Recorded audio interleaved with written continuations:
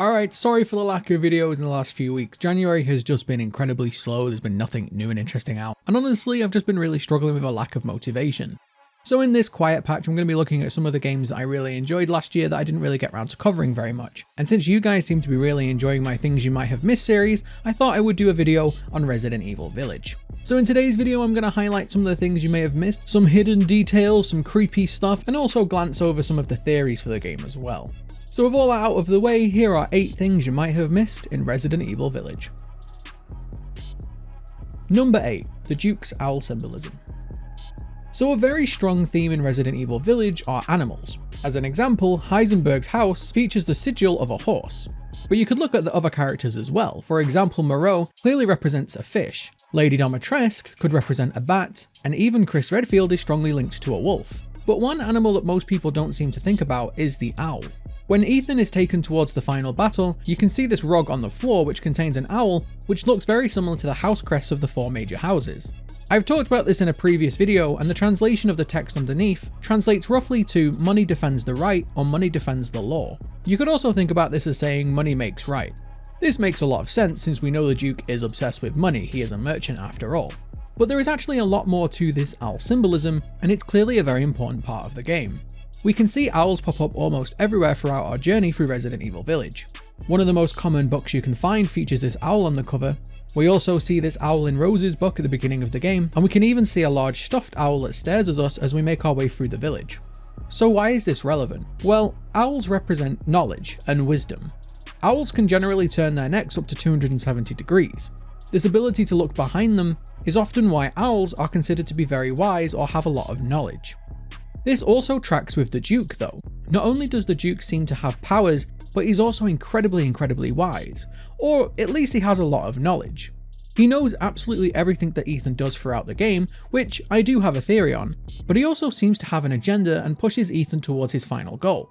He seems to want Ethan to beat Miranda, and we can see this by the way he takes Ethan to fight Miranda even while Ethan is unconscious. He seems to know what's going on at all times, and he seems to have some sort of grand plan, although what that is, we don't quite know yet. Either way, it can't be a coincidence that the devs put a lot of owls into this game, and also tied this towards the Duke. He's clearly a more important character than we know, and I'm sure he's going to show up in another game down the line.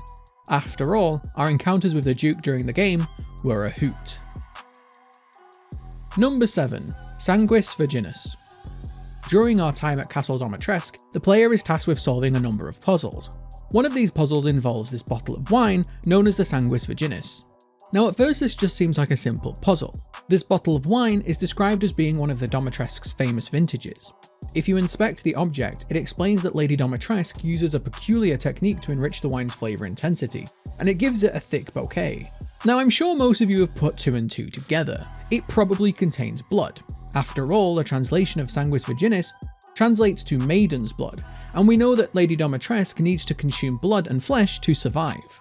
But there's actually more to it than that. Looking at the translation again, maiden's blood can be taken as something else. Maiden is often a euphemism for virgin, which makes this blood just a little bit more creepy. But it gets even darker than that. If we look at some of the clues around the castle, there may be even worse things going on to craft this vintage of wine. For example, there are a number of very small animal bodies around the castle. We can see these tiny chickens, and we can also see these very small dogs strung up.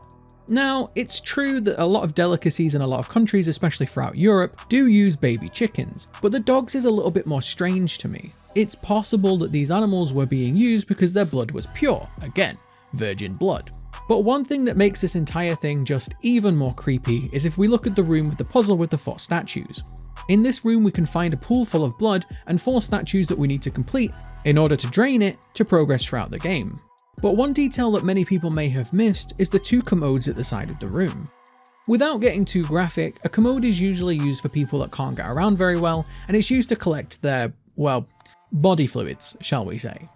It's often used for the elderly and people who are very sick, people who can't make it to a toilet. But why are there 2 of them in this room? Well, considering the idea that maiden, again, can refer to a virgin, but also can refer to a young girl, maybe a subtle hint that the blood collected in this room comes from a, well, let's just say a different source. So that I don't get demonetized on YouTube, I'm not going to explain this one in proper detail to you, but just put 2 and 2 together. Lady Dimitrescu needs Maiden's blood. Well, what's one way of guaranteeing that you have a steady supply of blood? Yeah. Either way you slice it, the Sanguis Virginis is a very, very creepy practice indeed, and it's not really something that surprises me with Lady Dimitrescu being the way that she is. It after all does make a lot of sense. She really doesn't like men, and she shows a massive favour towards women. Keep the women alive and take their blood one way, kill the men and take their blood another way. Either way, she gets what she wants. This was a lot of details for something that ends up just being a tiny puzzle. But speaking of creepy practices, leads us very nicely onto the next point.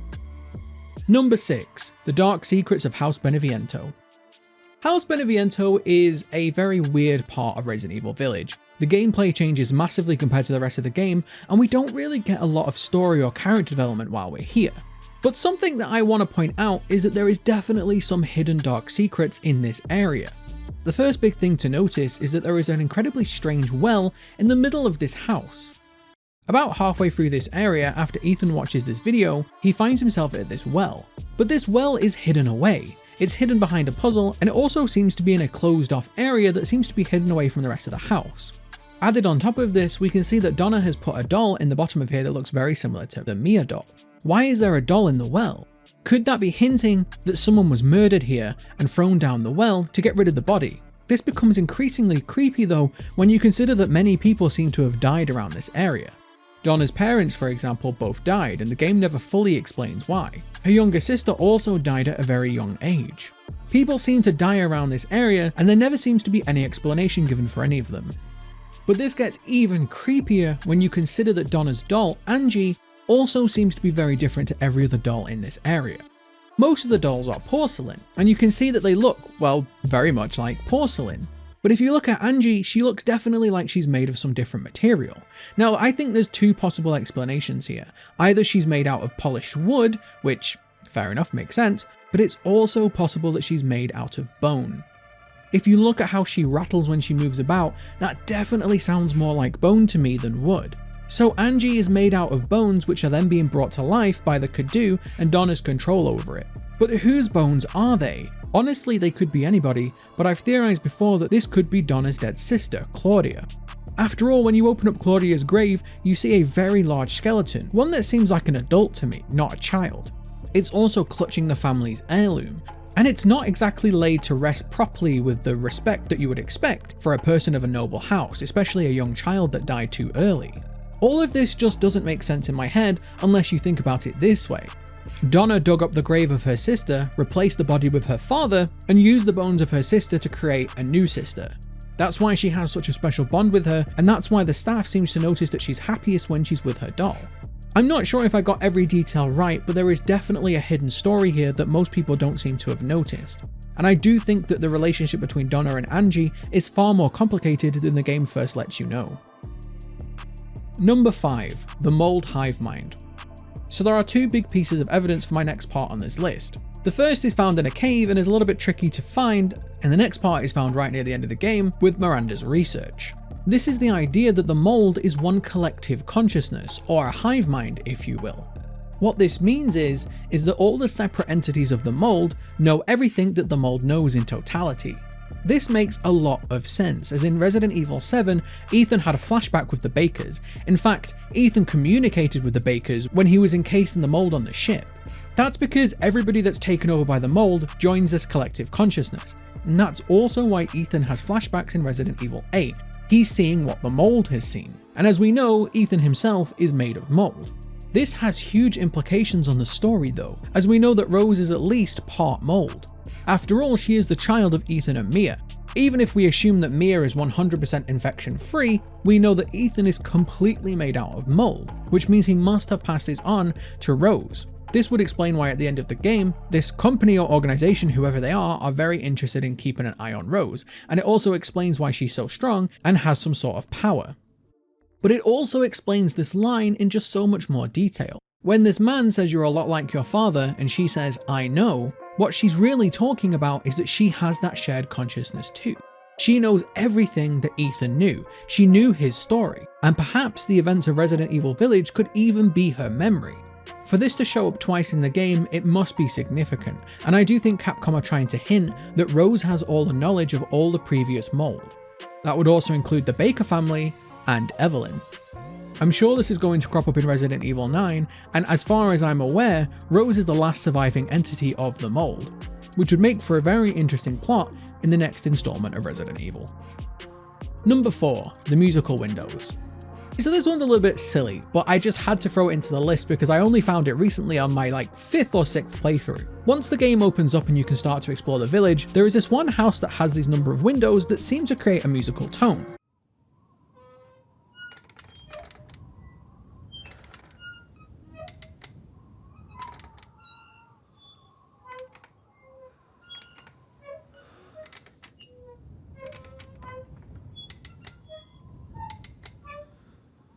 Now I stood here for ages trying to listen to what this is, but this is definitely some sort of musical tone. There are definitely notes here and it definitely repeats itself. Now you might just think, well, the developers wanted to make a squeaky window, what's the big deal? And honestly, it's not a big deal, but it must mean something.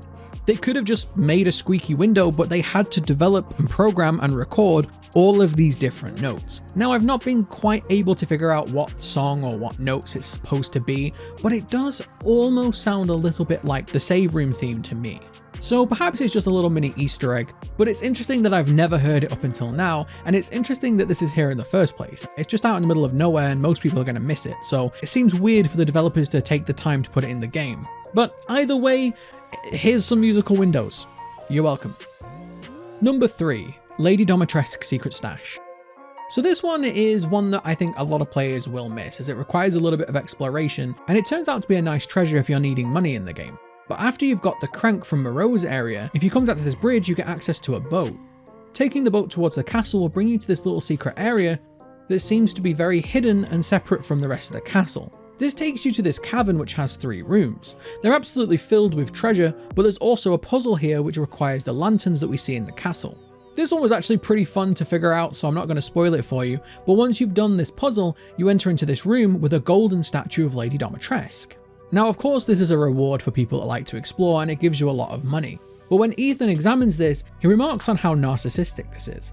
But actually if you think about it, there's a lot more implications for this secret statue being here. It's a solid gold statue of Lady Dimitrescu, it's probably worth a lot of money, so why is it being hidden out of the castle in this very hard to reach area? It's also surrounded by money, there's piles and piles of it in this area. So why is Lady Dimitrescu keeping this out of the castle? Was she ashamed of it? Probably not, she doesn't seem like the type of person who would get ashamed by her wealth. In fact, she seems to like to flaunt it more than anything else. So why is she keeping this away? Well, maybe she's just keeping it away from her siblings, maybe she doesn't want it to get stolen, or maybe she's keeping it as a backup plan. It's no secret that most of these people don't really have the best relationship with Miranda, and we know that Lady Dimitrescu absolutely hates Heisenberg. She doesn't seem to show any care for the rest of the family either. So maybe she was keeping this stash in case she ever needed to leave. I actually think it makes a lot of sense that Lady Dimitrescu would want to leave eventually. We know that she actually needs to consume flesh and blood to keep herself alive. And we also know that this village is very small and doesn't have a very large population. By the time we get here in the game, the village is completely empty, which means that Lady Dimitrescu is rapidly running out of food options. Out of all of the family, I think Lady Dimitrescu is the most likely to have a secret backup plan, and it seems throughout the game that she's becoming increasingly dissatisfied with Miranda. I think this is actually a hint that Lady Dimitrescu always had a backup plan, a plan that was thwarted by Ethan's interference. But speaking of Lady Dimitrescu brings me on to my next point. Number 2. The real reason why Lady Dimitrescu hates men. It's a pretty common theme throughout the game, it's never explicitly stated, but it's pretty obvious to most of us that Lady Dimitrescu doesn't like men. You could even go as far to say that she's a misandrist, which, yes, is a real thing. But where did this hatred of men come from? The game actually explains this very clearly right at the end. Once the credits are rolling, you can see this sequence, this animated, almost cartoon-like sequence of events that shows this story that seems to be a little bit out of place. This is actually the story of how Lady Dimitrescu arrived at the village. You see, she wasn't born here, she's not actually Lady Dimitrescu at all. She takes on that role and name, but she actually came from outside of the village. She was apparently noble, but not a Dimitrescu. Her father brought her to the village because she had an incurable blood disease, one that was making her very sick, and people from all around this area had heard of this wondrous woman who could cure almost any sickness. That woman being Mother Miranda, pictured here with a nice plague doctor outfit. Lady Dimitrescu's father brought her to the village in hopes that she would get cured, And she was.